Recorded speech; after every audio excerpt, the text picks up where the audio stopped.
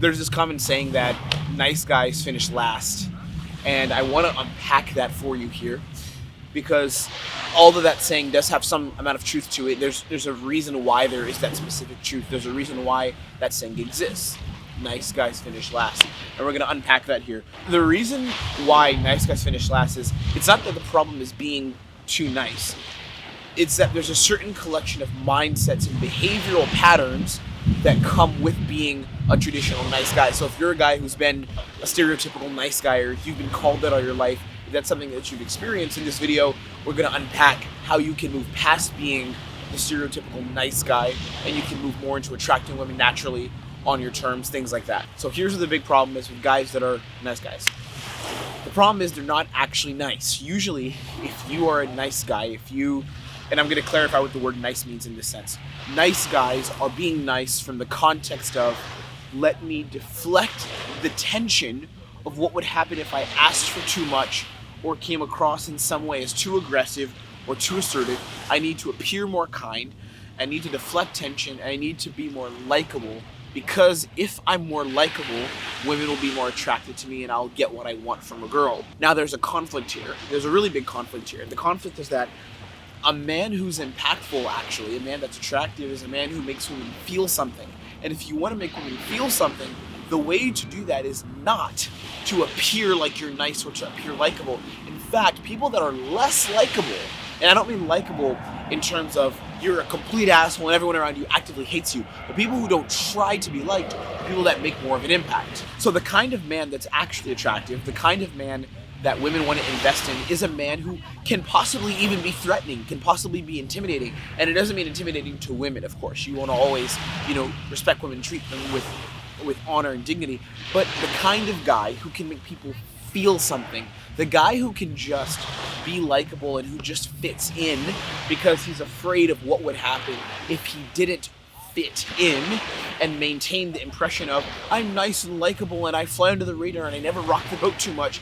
That kind of guy is very forgettable. He's very he's very forgettable, and he lacks impact. Now, here's what I'll say. What I'm going to do is give you a few reframes, that I call them, that you can use if you are someone who is too nice.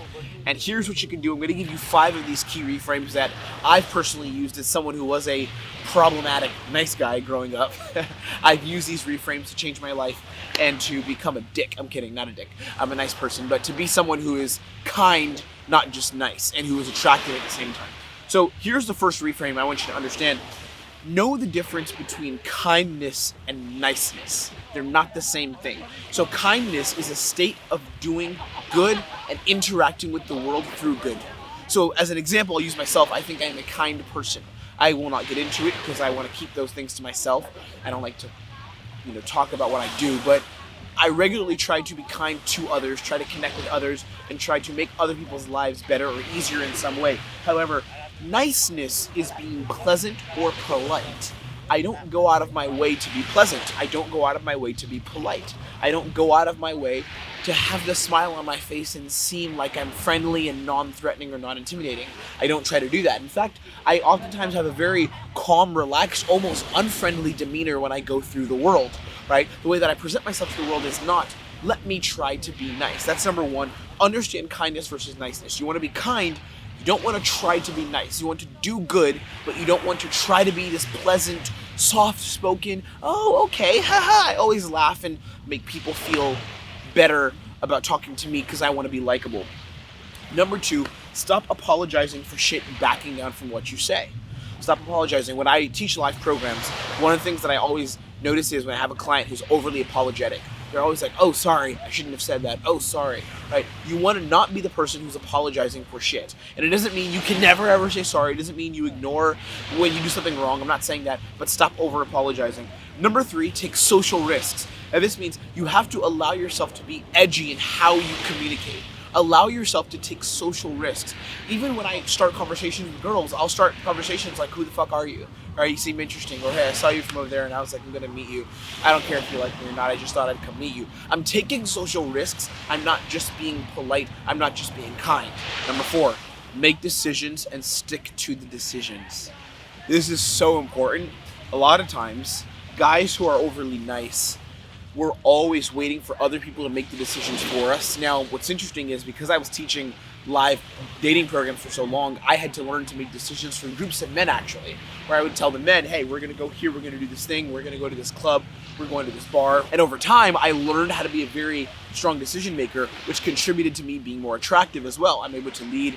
And, oftentimes I don't want to take leadership because I have to do it so much as a part of my job. I lead a lot of men and help them create amazing dating lives. But, generally I can lead when I need to, when I want to. I create those kind of situations where I'm leading and I'm in a situation where I'm in charge, as it were. But make decisions and stick to them. A lot of guys who are nice guys, who struggle for this nice guy frame or this nice guy appearance, what they do is they make decisions that they don't stick to. So they say things and then they back off those things. Maybe they'll say, like, oh, we should go to the bar. If they're in a nightlife venue, they'll say we should go to the bar, and then someone's like, oh, I'm not sure. They're like, oh, okay, well, where do you want to go? Right? They'll just back off.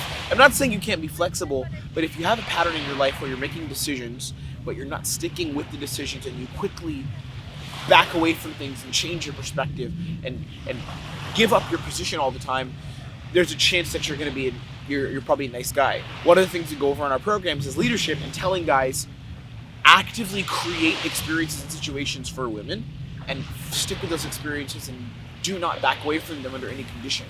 Move toward those experiences unless the girl's like, hey, I can't do this because of a reason. Find out the reason and then go forward again. All right, make decisions and stick to those decisions. And the final point, number 5, talk about yourself way more. You should speak about yourself way more. And this is one of the first active lessons that I give clients who come into our consulting program, is to learn to become self-centered, not in a way that's taking value, but self-centered in a way where you fully accept, appreciate, and own who you are on an identity level, and you share that with women around you, share that with people around you. Be comfortable talking about yourself. Nice guys never talk about themselves. They always make it about everyone else. They always ask questions about everyone else, about the girl. Oh, so tell me about this about you, that about you. Women fall in love with you for what they find out about you, not because of what you find out about them, okay? Hopefully this makes sense. I want you to be blessed. I'm here in beautiful, beautiful Ibiza. There's a plane coming up there right now. I don't even know if the camera can see it. Hopefully this makes sense, and these principles about going from being a guy who interacts with the world, being too nice, always looking to appease others, making sure that you're never rocking the boat, that you're never too outlandish, that you kind of just keep your head down and do what you're supposed to do and maybe get a girl here or not, whenever it happens. If you're tired of that, then this training was for you. And if you want to go deeper and learn how to impact women, we have something called the Impact Formula, which is a link you can check below, where I teach you in a 4-step masterclass that I'm going to give away to you for free, how you can become the kind of dude who impacts women, who impacts people around him on a level that's greater than anything you thought was ever possible, okay? But I'm here in beautiful Ibiza, and we're actually about to head home today. So have a beautiful, beautiful day, and I will see you on our next video. Take care.